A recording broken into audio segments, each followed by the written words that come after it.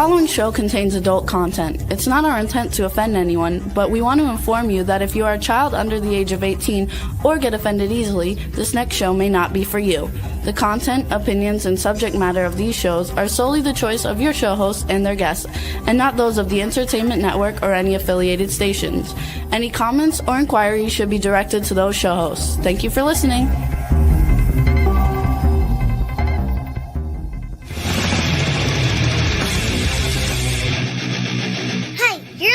To the Adventures of Pipeman on W4CY Radio.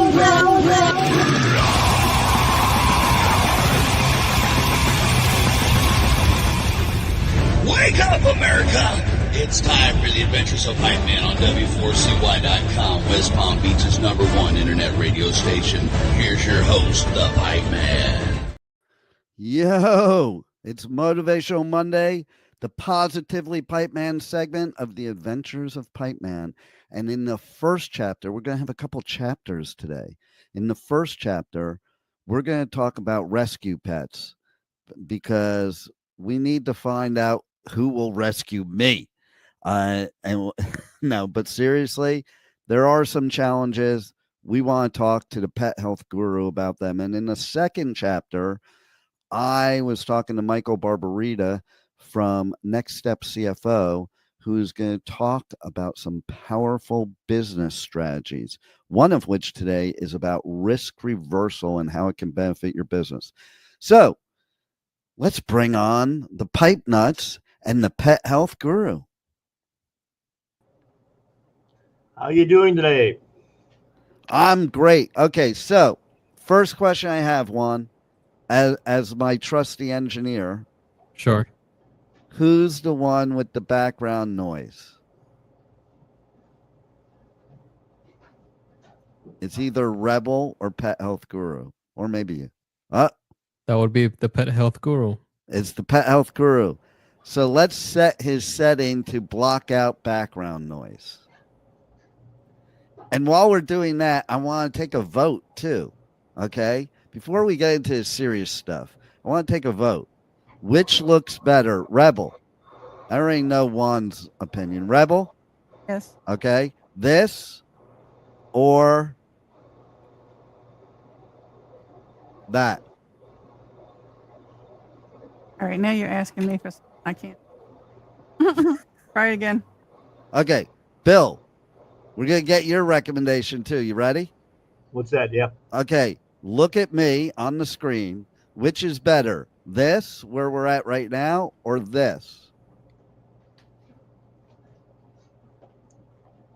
I didn't even see a difference. I saw a slight difference that time. Look, the light or something. Yeah, the light's on right now. It does look better with the light, especially my sunglasses, man. They look really cool with that light, Juan. Like, it's reflected. You got a reflection on them. I know it's positively Pipeman, man. But see, the reflection is kind of your banner for you being here. So It's kind of cool. It's like it's subliminal messaging. That's what I'm doing right now. Okay. And I think it's very effective because look at Rebel. She's got a big smile on her face. It's already affected her because she needs to be rescued as well. So we're going to talk about rescue pets and the challenges. Now, what kind of challenges can we even, if we've never rescued a pet, how do we know what the challenges are? We probably just think, hey, you just go pick up the pet, go home, and everything's honky-dory after that. That's one of the biggest challenges that we never think about. People look at it that, okay, I can get a pet relatively inexpensively, and it's just going to be, everything's going to be perfect. What people don't realize is why that animal is in the shelter. And the number one reason, especially with dogs, it's not pet overpopulation. It's not that we have too many and we're just going to rescue. It's because of expenses. Most people cannot afford veterinary care today, and so they dump them. And it boils down to where does this start? Basically, it starts with we know nothing about the parents, especially mom, because obviously they carry mom's blood. How many drugs was she given? Vaccinations, wormings, all that stuff. What kind of garbage food are we feeding? And so the animals coming out of there is being born challenged to start with. And you get your nice cute little puppy or kitten, and you take it to the vet. They give it more and more drugs, more and more preventatives, things of that nature. And the next thing you know, you got $1,000 bill. And it's not uncommon for people to be spending $10, $15, $20,000 a year on medical care for their pets. And when you start reaching that, your middle class family, it's like, I'm sorry, Johnny, we're gonna have to give them back. Mm. And now we go through this trauma over and over again. And a lot of that system is designed by the veterinary community, because they're the ones that are insisting that these animals be spayed and neutered, and being shot up, and all the prevention, when they don't actually need most of these treatments. Wow. And Rebel, you were shaking your head a little bit before. What's your experience? I'm a firm believer that everybody should really think about before they get a pet. And please, for the love of God, do not just, oh, it's Christmas time, let's go get a pet. That's not the way this works. You need to have a lifelong commitment, your life or their life. And you need to be able to afford and be able to know how to keep their health up. So I personally would tell you to stay away from veterinarians, because unless it's an absolute, like something's broken or something like that, there's a cause for everything. But if you want to keep a healthy pet, talk to the pet guru and let him explain some things that you probably thought you knew, but you really don't. And you know what, Juan? Our favorite pet, Rebel, that's the best she's ever sounded on this show with that mic. Oh my God. She's finally, after all these years, a radio engineer. Oh my God, it's amazing. She's almost professional at this point. So, what strategies or what advice do you have when it comes to these challenges, and whether you should get a rescue pet or not, and what steps you should take? Well, the first step that you have to take, and this should be whether you're getting it from a rescue or even from a private breeder, helping out a neighbor, whatever. First off, you have to put it in your budget. You know that you're going to have to spend a certain amount of money, for care, health, and all of that. Rescuing is not taking an animal out of a shelter and throwing it in the backyard or even in the house. You should also look at the breed and what the breed requirements are. I mean, I see when we get it here at my Paleo Pet, BioComplete, where it's a cute little puppy, but it's going to grow to be 150 pounds, and I live in a one-bedroom apartment with no place to walk the dog. Other breeds like Malinois or Border Collies, things of that nature, working breeds, you better have a place where you can work them and you have the time to work them. Otherwise, they get bored and they destroy your house. That's another big consideration on the whole thing.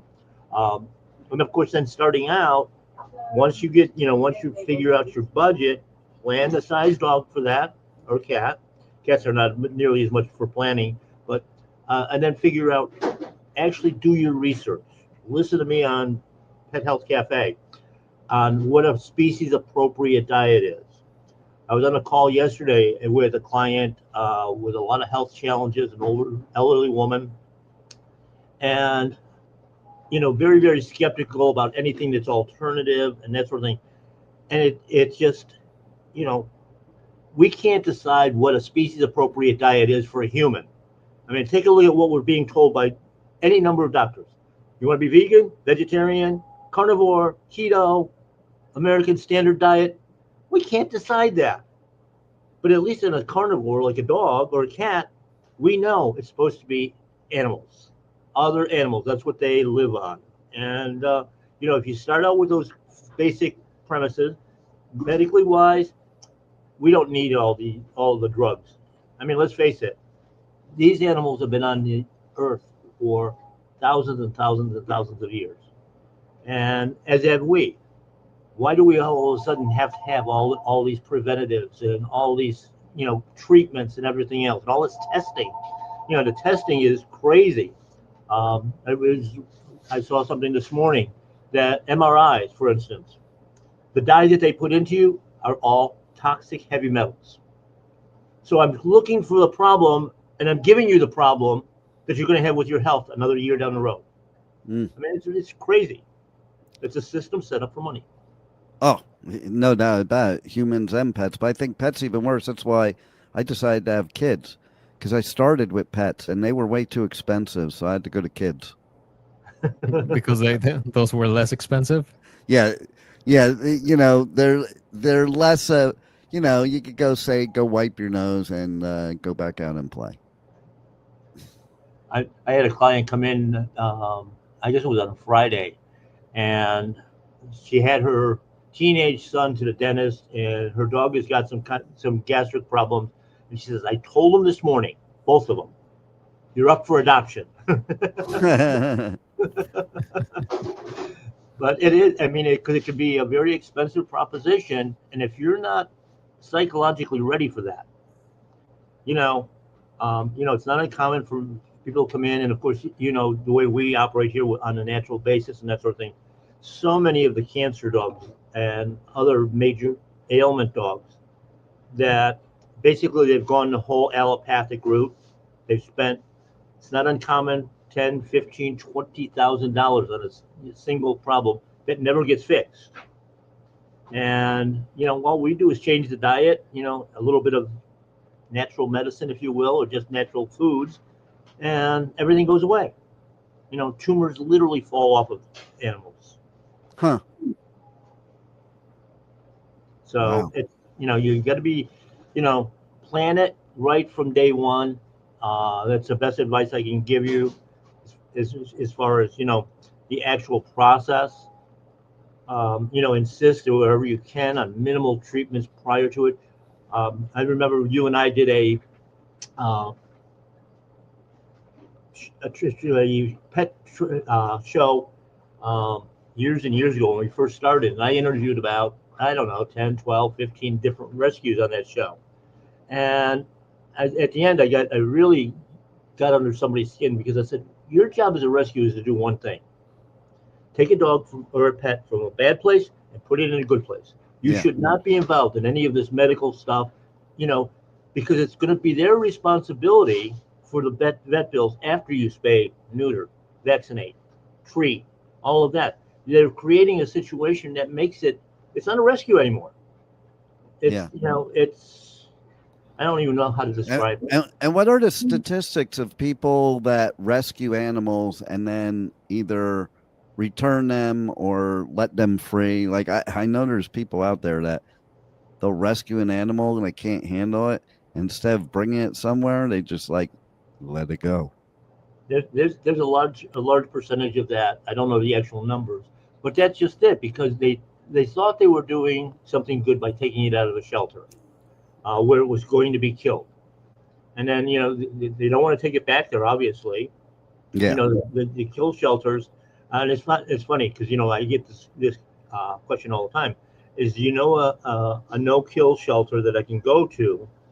Will support them, but right here in Broward County, we have one of the major rescues that claim to be a no-kill shelter, but yet animal control picks up at their back door every single day all the extra animals and puts them to sleep.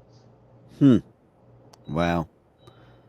So what's your viewpoint then on people and the difference between somebody rescuing and we'll say dog right now, rescuing a dog, or going and paying big money for these designer hybrids? That's the big fashion trend now. Yes. Yeah, it's they're nothing but mutts. There's advantages to mixed breeds and that sort of thing, but again, when I'm doing consultation, that sort of thing, and we're looking at the health of the animal. So many of these so-called designer dogs or popular breeds today, they're genetic wrecks. You've got these, Frenchies and the bulldogs and that sort of thing. They can't breathe. They could never survive in the wild because they can't run fast enough to catch anything, first off. And if they ever did, they can't grab onto it because their face is so smushed in. You know, and the same thing is true in the cats. But you know, why do we breed animals that are going to be defective, but they bring an extra, you know, $1,000, $2,000 when they're selling the puppies? I mean, that's mad science. Yeah, that's obviously the only benefit. I mean, they want to make more money, and there's no advantage because you can't even guarantee what the breed characteristics are going to be. I mean, you could do a golden doodle, for instance, a golden retriever and a poodle. Both should have very good temperaments, but in many cases they don't. And why is that? Well, of course, a lot of that's tied to nutrition and all this medical treatment in the first place. But you cannot guarantee it anymore. I mean, this is a problem that's been going on. You know, I've been in the business for almost 60 years, and you know, went from health certificates that didn't require any kind of medications to now where every time it changes hands, you have to redo everything. And you know, when you're looking at a procedure, preventive procedure like backs and like, you know, the heart guards and all of that sort of stuff, you're talking about sometimes in the first 3 months of age, 10, 20, 30 medical interventions. And, you know, they're already showing, you know, at 12, 16 weeks of age, you're already seeing the problems in their health. And, you know, it's my job, I guess, to try to fix them again, but that's not always easy.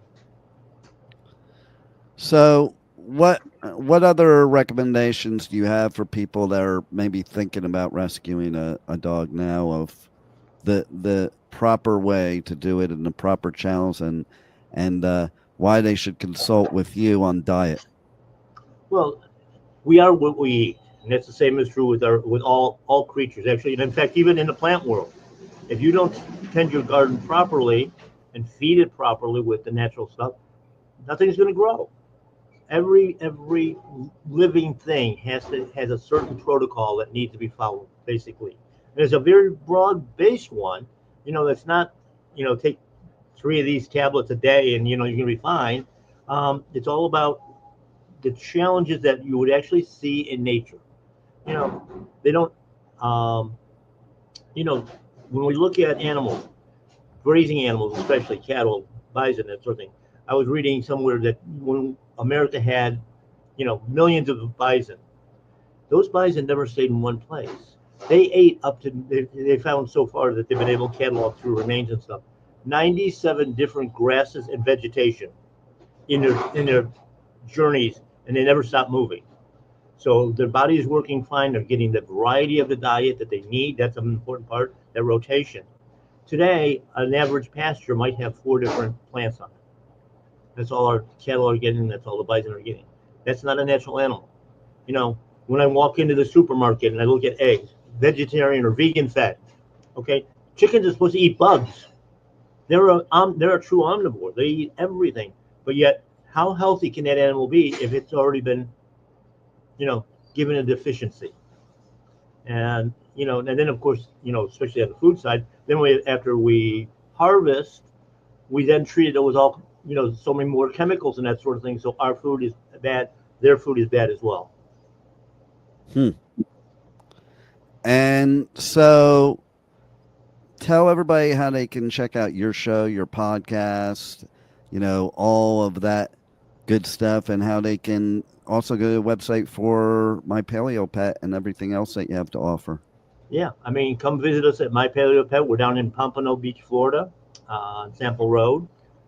We've been in business for 20 years with this particular company, and making our own foods, herbal blends, basically a farm to table store, if you will.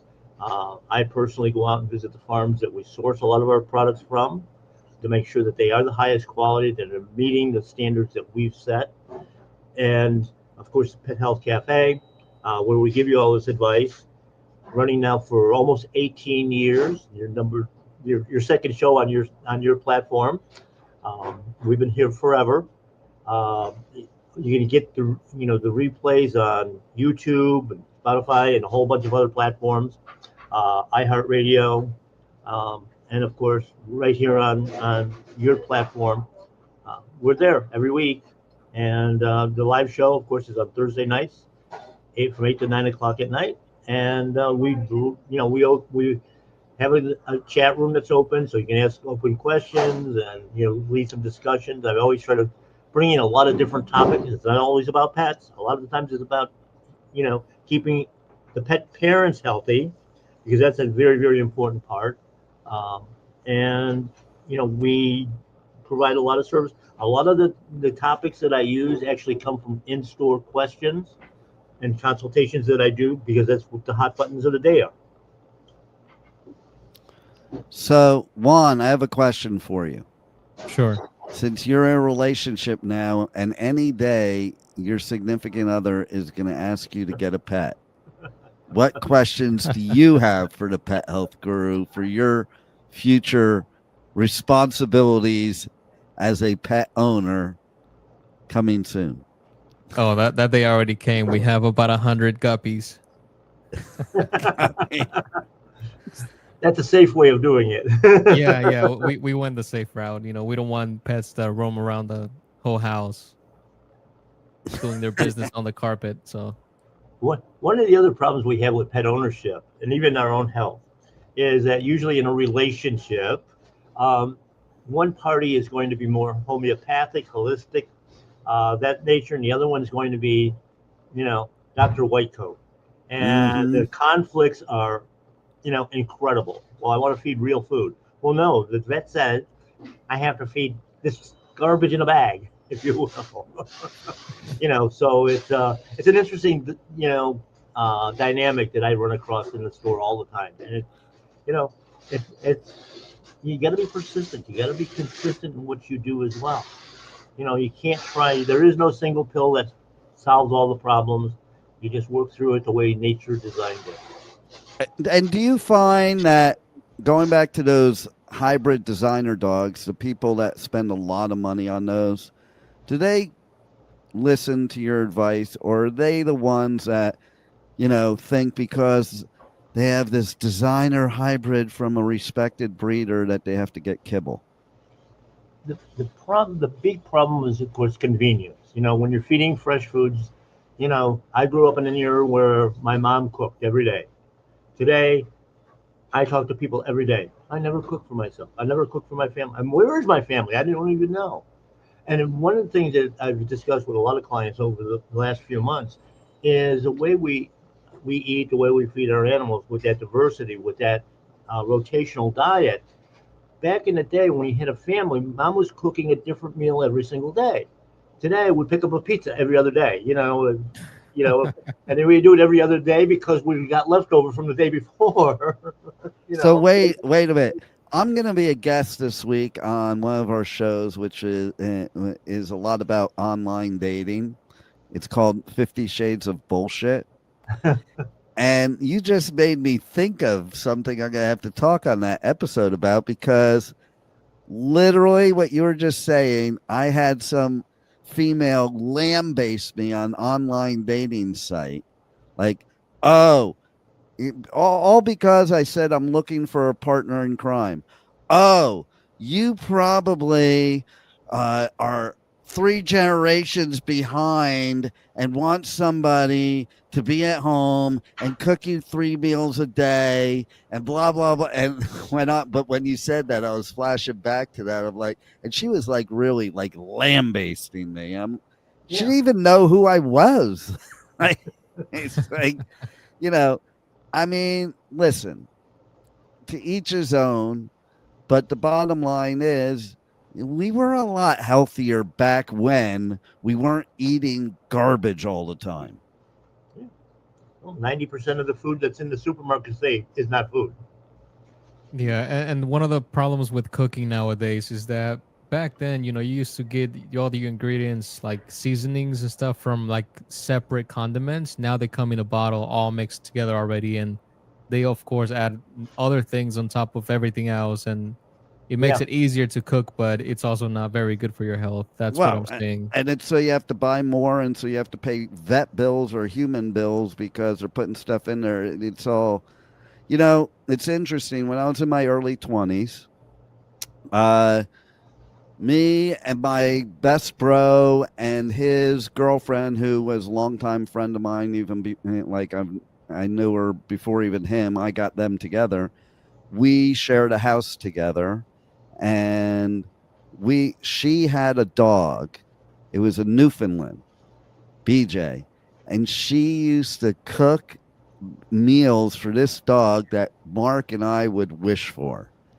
Like, and I'll tell you, she was smart because we were probably giving her shit because, we were on our own and she was cooking the dog a gourmet meal. And then I met you, the pet health guru, and I'm like, oh, well, maybe she was right.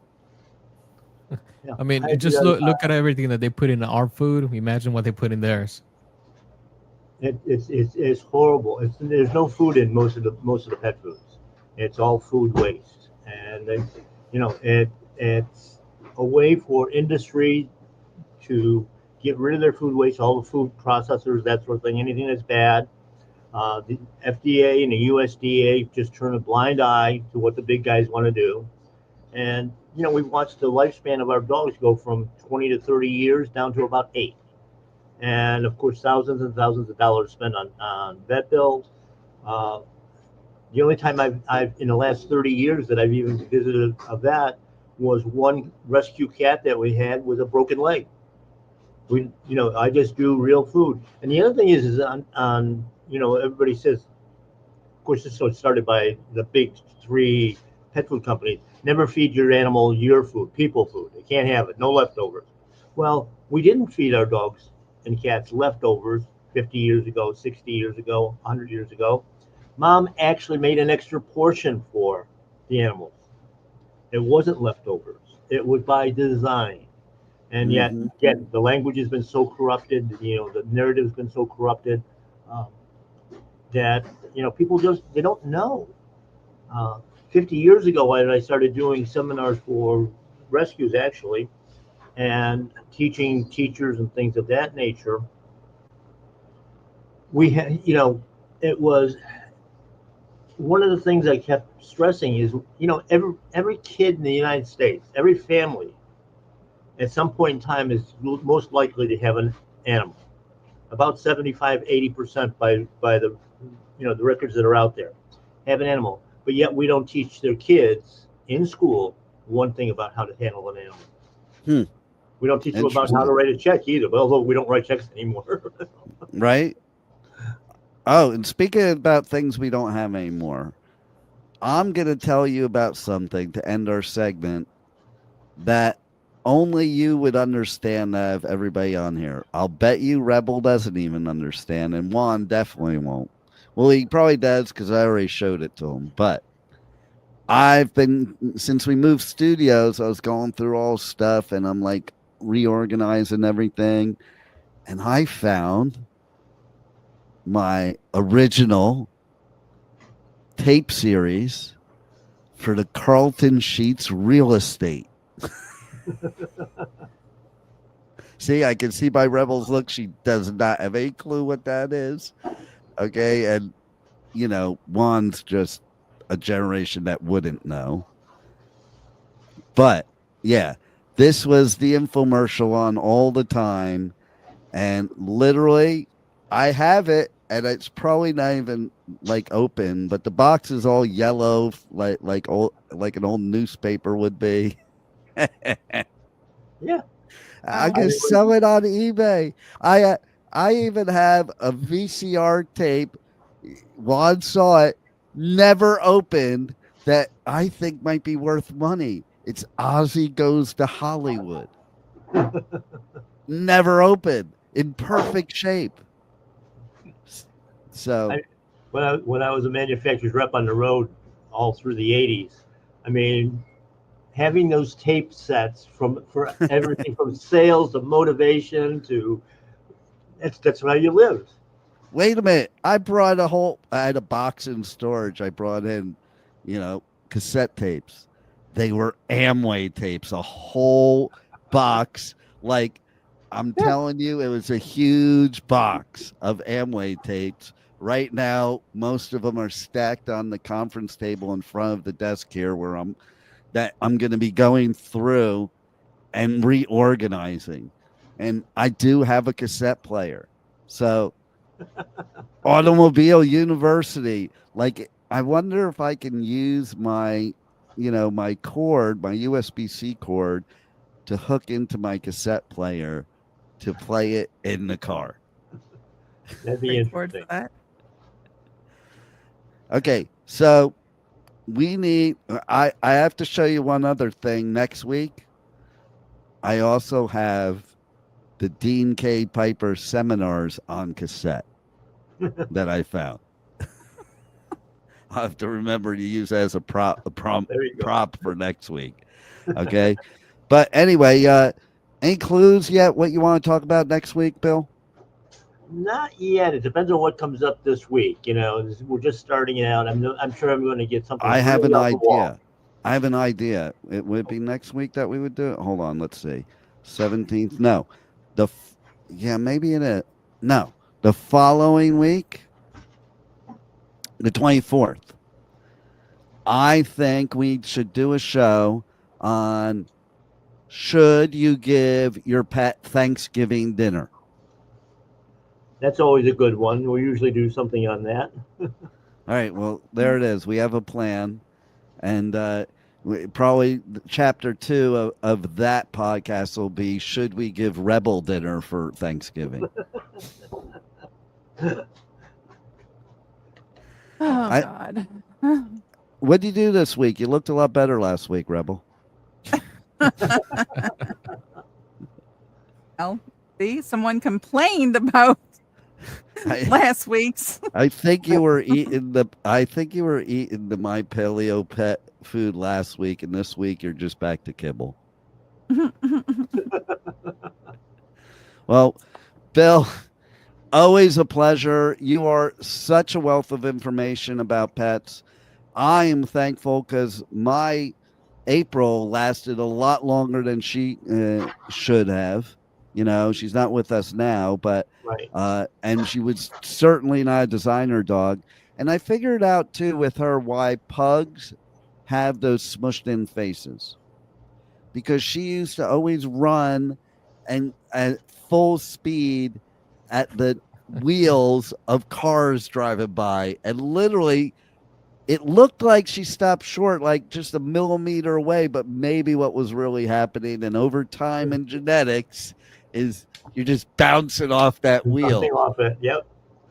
She did, though. Oh, it used to scare us every single time. You couldn't stop her. She went into lightning bolt mode, and literally right up, nose up to the wheel. I'm showing my age. I almost wanted to say hubcap. One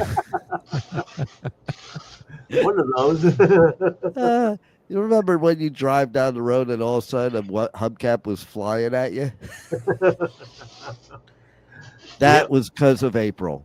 So everybody, okay, the Pet Health Guru will be back again next week on the Positively Pipeman segment of the Adventures of Pipeman. But right now, we're going to segue. But first, before we do, we have a commercial to play. Don't we, Juan? We sure do. Here we go. All right, let's roll it. The Sonic Temple Art and Music Festival returns May 14th through 17th with My Chemical Romance, Tool, Bring Me the Horizon, and Shinedown. Plus, Pierce the Veil, Good Charlotte, The Offspring, Sublime, Godsmack, Breaking Benjamin, Marilyn Manson, and so many more. Sonic Temple in Columbus, Ohio, May 14th to 17th. Passes on sale now for as low as $1 down at sonictemplefestival.com. Now, by the way, we are giving away free tickets to that festival. And I have an idea. Maybe I should give the free tickets to people's pets, and we could start a pet mosh pit. What do you think about that, Bill? That would be interesting. I think that's what a lot of the doggy daycares already are, though.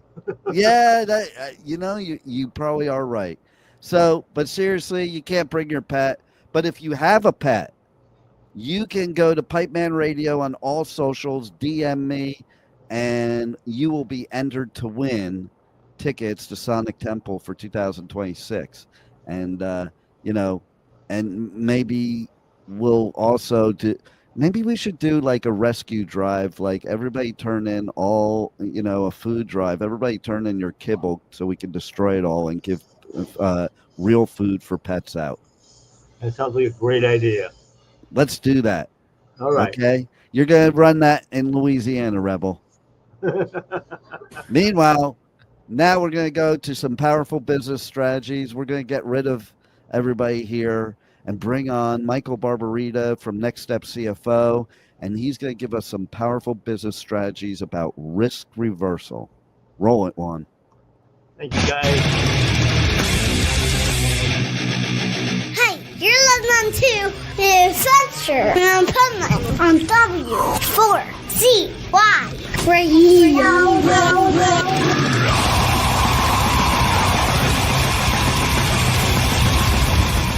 This is the Pipeman here on the Adventures of Pipeman W4CY Radio with my Positively Pipeman segment. And once again, we're going to have our resident expert talk about some powerful business strategies. So let's welcome to the show, Michael Barbarita from Next Step CFO. How are you? Thank you. Thank you, Dean. Great to be here again. So today I want to talk about something that business owners, I don't know why they're hesitant, although I have 3 reasons later on why I think they're hesitant. But it's a strategy that works very well. It's because the customer doesn't want to look like a fool, doesn't want to make a mistake, doesn't want to be embarrassed with their spouse, but it's called a risk reversal. And what a risk reversal does is it transfers the risk from the customer to the seller. And it makes it easier for the customer to say yes to your offer. So, and what happens is business owners, one of the things they think about is they think that they're going to get a lot of returns, or that customers are not, their customers are going to take full advantage of the business owner, because that's all customers do, is they take full advantage and they try to get as much out of it as humanly possible, even if it means, returning everything and getting double their money back, or whatever the risk reversal happens to be. That's not the case. And I can tell you a quick story. When I was in the ski business, the problem the customer had at the ski industry is they really never knew if the ski they were being sold was the right ski for them until they got it up in the mountain and tried it out. And so we implemented what we called a ski guarantee. Ski the ski 3 times. You don't like it, bring it back for a brand new pair, and keep bringing it back until we get it right. And the result was 8,000 pair of skis sold, a 25% increase from the previous year, and only 8 came back, because all people wanted was a great ski experience. And all people want is whatever your product or service delivers, to have a great experience with it. That's it. Sure, there's going to be a couple people who might take advantage of it, but you're dealing with the law of large numbers, which means your entire customer base, out of your entire customer base, believe me, only a very small percentage are going to take advantage of the offer. And what I find is when I present this to clients, they're really hesitant. But there's 3 reasons why a business owner resists doing a risk reversal. Number 1, they're not confident in their product or service or their quality, which is a big problem if that's the case, because you have to be in a position where, relative to how confident you are about your product, that it's your obligation to sell that product to that customer, because you offer the best, period, for them. And if you're not that confident with your product or service, then I can understand why you're not doing a risk reversal. The other thing is, business owners don't really understand the mathematics involved in the value of the long-term value of a customer. And when you understand the long-term value of a customer, and you understand that the risk reversal is going to convert more of those customers into sales, then not only do you have more sales today, but the future value of that customer is now in play, and you're going to increase the value of that customer. So it's incredibly valuable once you get a customer, because once you get a customer, there's a lifetime value component to it. They're going to order again and again and again. And because of that, the risk reversal is an outstanding strategy, because you're going to convert more people to say yes to your offer. And then the third reason why business owners resist risk reversals is they're thinking like employees instead of strategic business owners. And let me tell you, when I presented my ski guarantee to my staff, they thought I was out of my mind, because they had visions of thousands of pair of skis coming back and us losing a ton of money and it'll never work. And boy, we'll lose our shirt. But that didn't happen at all. That the mindset of a business owner is, number one, the competition may not be in position to do it. By the way, my competitors never, ever copied me on that. They never did. Wow. Yeah, they never did. But